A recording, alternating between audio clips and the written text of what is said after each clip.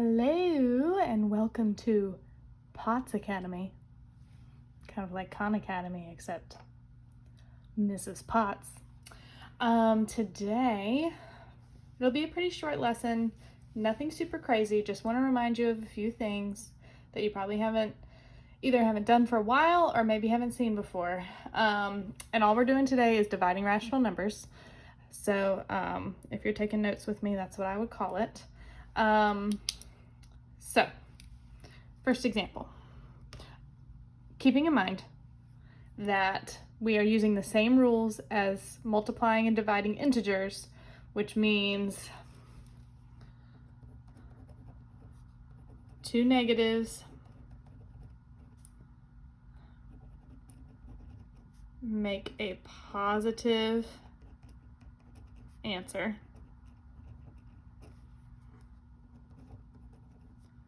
One negative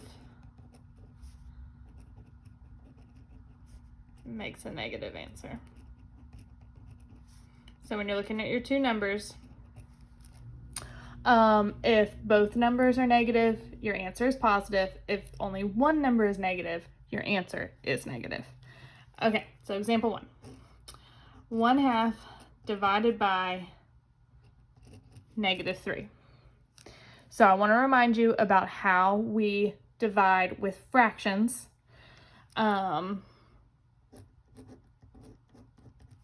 KCF, which is really close to KFC, but KCF stands for keep, change, flip.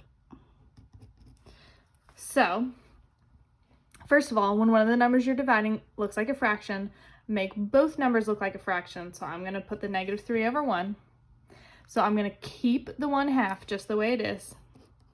I'm going to change the division to a multiplication, and I'm going to flip the -3/1 to a -1/3.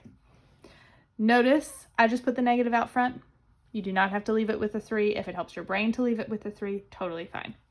Now it's just a multiplication problem. We multiply straight across.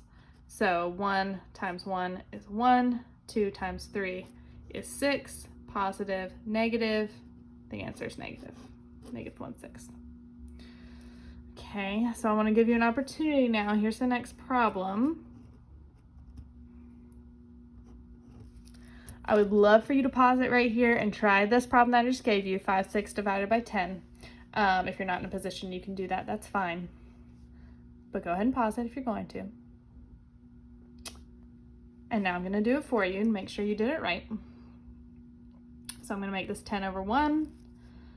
Make this 5/6 times 1/10. This is a good example of a situation where you can simplify before you multiply. We were talking about this last time. This 5 and 10 can both be divided by 5. So I'm going to make the 5 a 1 because 5 divided by 5 is 1. 10 divided by 5 is 2. Can't simplify that, can't simplify here, can't simplify here, so I just multiply straight across, gives me 1/12. Congratulations, I know you did it right. That's a similar situation. Sorry, I'm looking at examples and deciding which one I want to do. We'll just do one more example like that. So -1/7 divided by -3/14. Notice both of these are negative, so I already know my answer is going to be positive, but I'm going to keep the negatives as I rewrite it. Keep, change, flip. Simplified by dividing by 7, so that gives me a 1 here, a 2 here. Multiply straight across. 1 times 2 is 2. 1 times 3 is 3.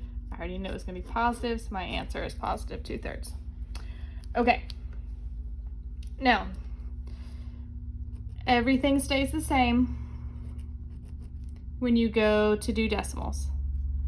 Again, I do not mind if you use a calculator to do 24 divided by 3.2. But I expect you to be able to look at this problem and know that your answer should be negative. So, because I am actually not going to take the time to do that either. So 24 divided by 3.2 is 7.5, and I know that that's negative because there's only one of those that is negative. One more like that. Again, I would love for you to pause it and do this on your own, again, if you can. So I'm going to pause for a second. Go ahead and pause it if you're going to do it. And let's pretend like you paused it, and maybe you actually did, and welcome back. Again, I wanted you to notice that this is going to be positive because it's two negatives. Then I don't mind if you use your calculator.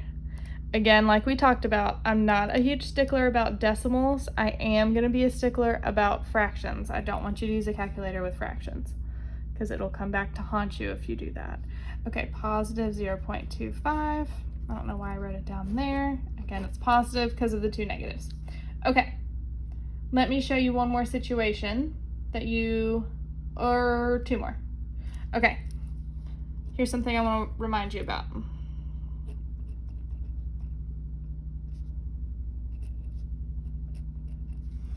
If your problem has any mixed numbers in it, you have to change them to improper fractions before you do the keep change flip.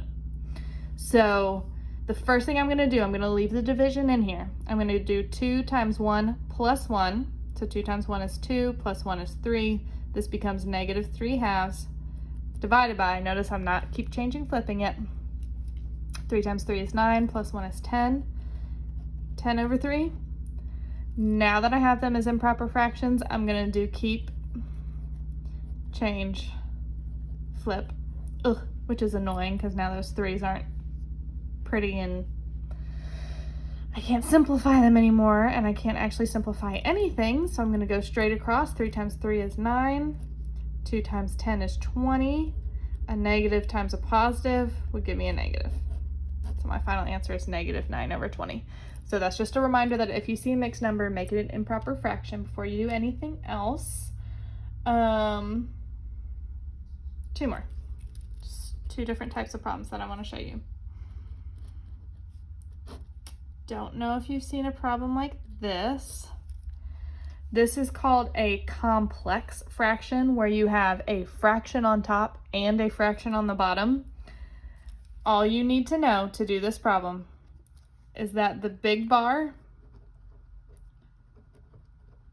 means the same thing as a division sign. So all this problem does is it makes you do the extra step of setting up the problem with the division sign by yourself. So when you see a problem like this, all I want you to do is take the numerator,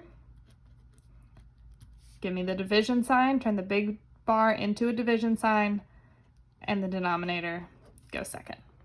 Now you're in the same situation you were in before. So keep, change, flip. I'll leave the negative with the 9 this time. Ooh, lots of simplifying can happen here. So 3 divided by 3 is 1, 9 divided by 3 is 3, 2 divided by 2 is 1, 8 divided by 2 is 4, multiply straight across, 1 times 4 is 4, 1 times 3 is 3, positive, negative, final answer is negative. You could, for bonus points, change this to a mixed number. Either of those answers would be fine with me. And lastly, same thing, you might see a division problem with decimals where it looks like this. Again, all that means for you is in your calculator, you would do 4.2 divided by negative 2.4.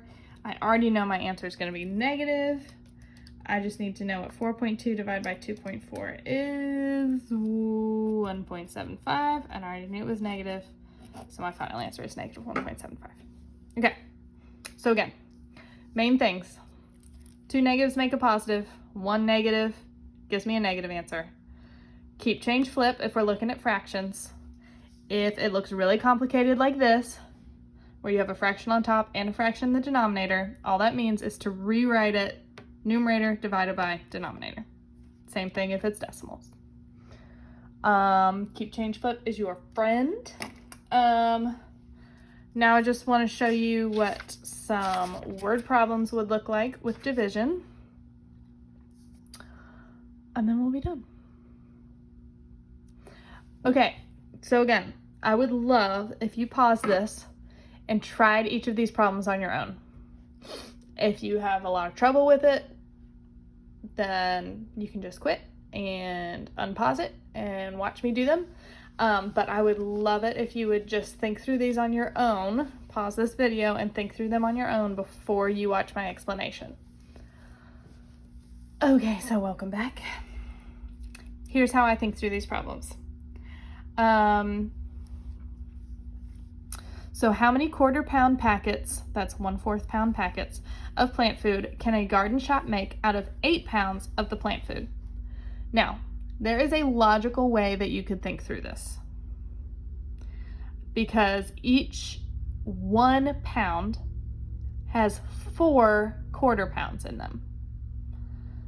So I know some of my students would probably just think, well, that just means I need to do 4 times 8, and that's true. And here's how you would write the division problem for it. So within 8, how many groups of 1/4 are there? That's what that division problem is saying. We're dividing 8 into 1/4 chunks. And we're wondering how many are there at the end of it.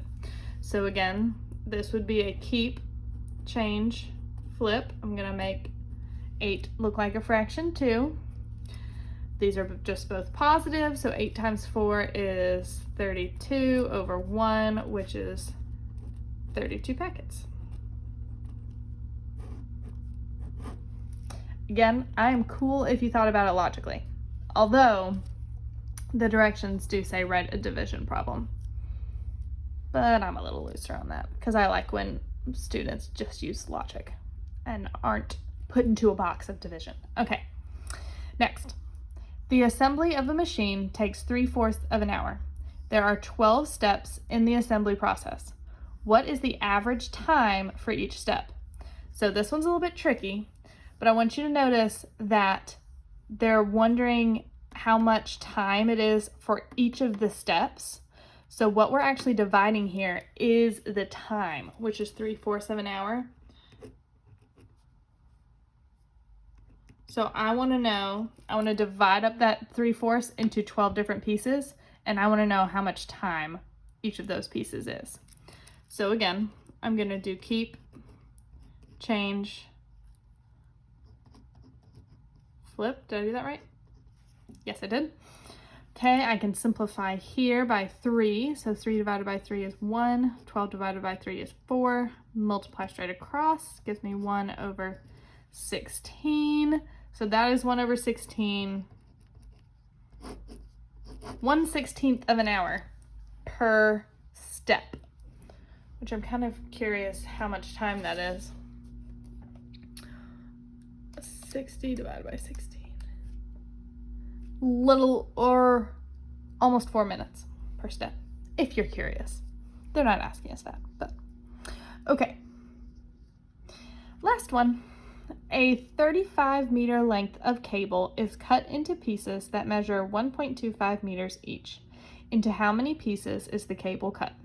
Okay, this one I think this is probably the easiest one. That's all I'm trying to say.